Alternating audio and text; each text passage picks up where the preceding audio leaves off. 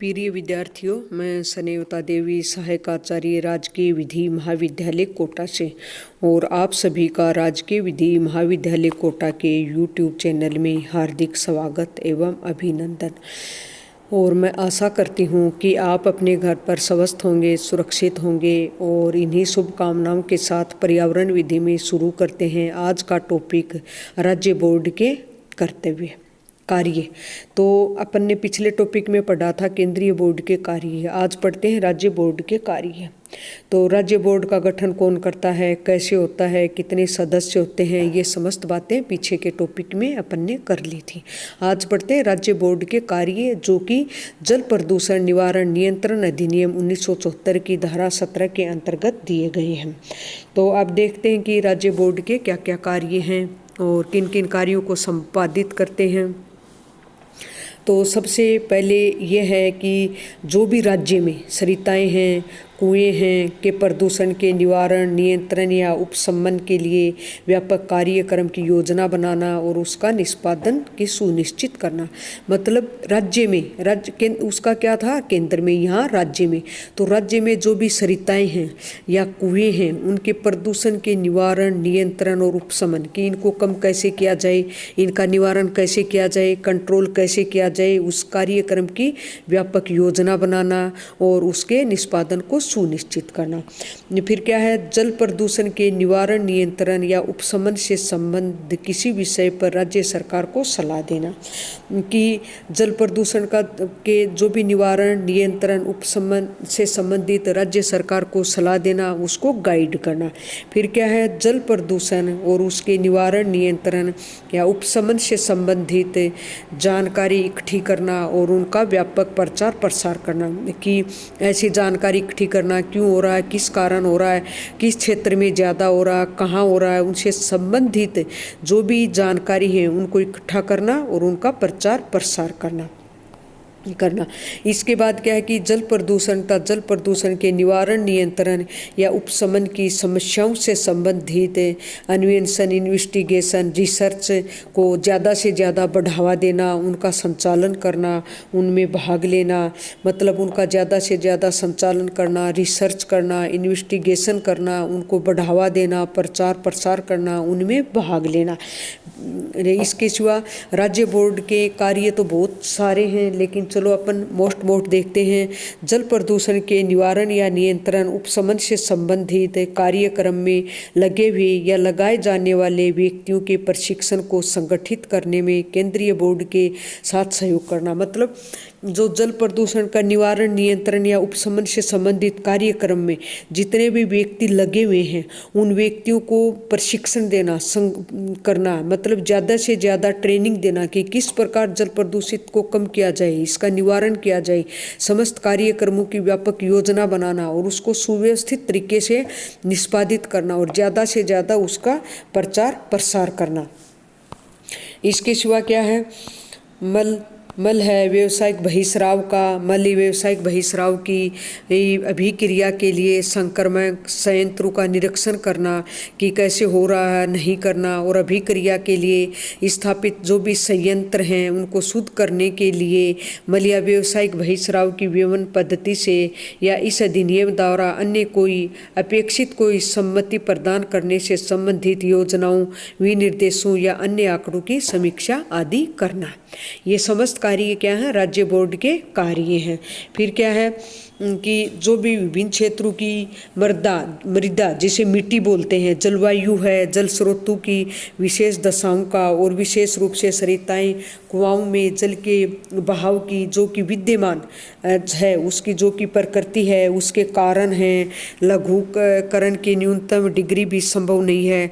मतलब उन समस्त बातों का ध्यान रखते हुए मल और व्यावसायिक बहिस्राव की अभिक्रिया की मितव्ययी और विश्वसनीय पद्धतियाँ निकालना।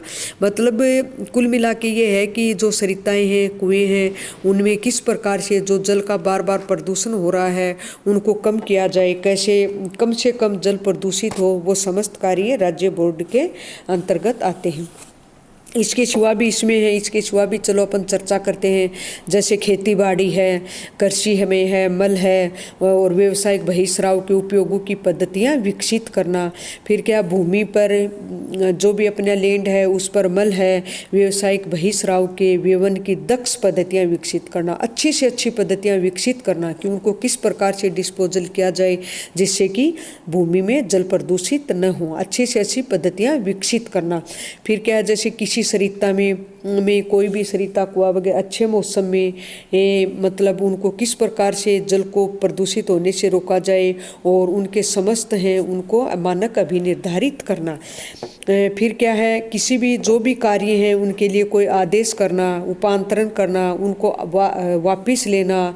फिर सरिताओं या कुओं में जो भी अपशिष्ट के निस्सरण के निवारण, नियंत्रण या उपशमन के लिए आदेश देना।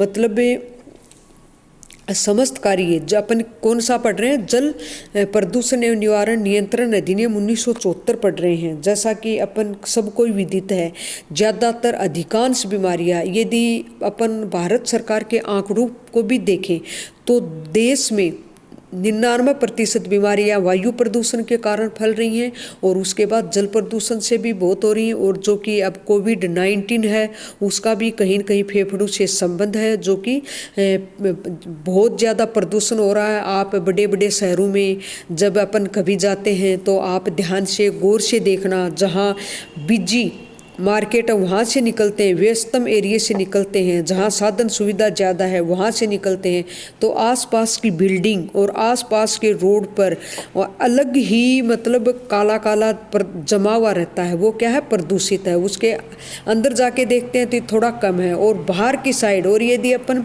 पढ़ते पढ़ते कभी कभी थकान हो जाती है और खेतों में जाते हैं और हरियाली में जाते हैं तो इतना अच्छा महसूस होता है। तो ये सब क्या है, प्रदूषण। जल प्रदूषण से बहुत सी बीमारियां फैलती हैं, जैसे हैजा है, टाइफाइड है, लीवर खराब हो जाता है, पीलिया है। अपन कोई भी भले ही पढ़ाई से संबंधित हो या अन्य कोई बिजनेस करते हैं, कोई भी काम करते हैं, किसी भी संस्था में करते हैं, तो अपन अपना सही काम सही समय पर तभी कर पाते हैं जब अपना स्वस्थ शरीर होता है और स्वस्थ मस्तिष्क, स्वस्थ शरीर में स्वस्थ मस्तिष्क का वास होता है। और वो तभी करेंगे जब अपन स्वस्थ रहेंगे, और स्वस्थ तभी रहेंगे अपने आसपास का वातावरण स्वस्थ होगा, वायु शुद्ध होगी और जल भी शुद्ध होगा, अपना खान भी अच्छा होगा। आप पहले से ही अपन इतनी चीज़ों में मिलावट आ रही है, केमिकल आ रहा है, सब मिल रहा है, ऊपर से अपन कहीं न कहीं गलती करके उसको और अधिक प्रदूषित कर देते हैं। तो कुल मिला के ये है, अपन भारत के नागरिक हैं, अपना मूल कर्तव्य भी है। और ये अपन ने पढ़ा भी था कि मूल कर्तव्य में संविधान में क्या क्या प्रोविज़न है इन्वायरमेंट से संबंधित। और आप विधि के विद्यार्थी हैं तो आपको केस इन लॉ का भी ध्यान देना जरूरी है। तो ये अपना जो टॉपिक था ये था कि राज्य बोर्ड के क्या क्या कार्य हैं। इसके सिवा भी राज्य बोर्ड के कार्य हैं, जैसे राज्य सरकार को किसी ऐसे उद्योग के अवस्थान के बारे में ऐसे सलाह देना जिनके चलाए जाने से किसी सरिता या कुएं का प्रदूषण संभाव्य है, या ऐसे अन्य कार्यों का पालन करना जो केंद्रीय बोर्ड या राज्य सरकार द्वारा उसको सौंपे जाएं, समय समय पर विहित किए जाएं। समस्त राज्य बोर्ड के कार्य हैं। राज्य बोर्ड जो कि केंद्रीय बोर्ड सौंपेगा वो कार्य भी करेगा, और केंद्र बोर्ड कौन सा कार्य कर रहा था जो कि केंद्र सरकार सौंपेगी और राज्य बोर्ड कौन कौन से जो कि केंद्रीय बोर्ड सौंपेगा और राज्य सरकार द्वारा जो भी समय समय पर विहित किए जाएं या समय समय पर उसको सौंपे जाएं। इसके सिवा क्या है कि बोर्ड इस जो भी ये धारा है, ये सेक्शन जो 17 है, इसके अंतर्गत अपने कार्यों का, जिसके अंतर्गत किसी सरिता या कुएं से जल के नमूने का अथवा किसी मल या व्यावसायिक बहिस्राव के नमूने का विश्लेषण भी है, पालन करने के लिए अपने को समर्थ बनाने के लिए या एक या अधिक प्रयोगशालाएं स्थापित करेगा और उन्हें मान्यता दे सकेगा। प्रयोगशालाएं स्थापित क्यों करते हैं, किस लिए करते हैं? इसलिए करते करते हैं कि भाई उनमें जो जल है उसकी जांच हो सके सही समय पर। प्रयोग जो भी जल के नमूने लाएंगे उनके प्रयोगशाला में कि भाई कितना ये प्रदूषित हो रहा है या नहीं हो रहा है, समय समय पर प्रयोगशाला स्थापित करना और उनके मानक निर्धारित करना जल से संबंधित और उन्हें मान्यता भी देना। अन्य भी समस्त कार्य जैसे केंद्रीय बोर्ड या राज्य सरकार द्वारा समय समय पर दिए जाएं या सौंपे जाएं। और जो भी मल है बहिस्राव है उनका किस प्रकार डिस्पोजल किया जाए कि भाई जल प्रदूषित न हो, जैसे खेती बाड़ी में भी, भूमि में भी और कुएं में भी, सरिताओं में भी साफ सफाई का भी ध्यान रखना, साफ सफाई के भी समस्त मानक निर्धारित करना। ये समस्त कार्य क्या हैं, राज्य बोर्ड के हैं। और इससे संबंधित भी आपके एग्जाम में बड़ा क्वेश्चन आता है और मैं आशा करती हूँ कि आपके ये टॉपिक समझ में आया होगा। और इन्हीं शुभकामनाओं के साथ आप सभी को नमस्कार और धन्यवाद।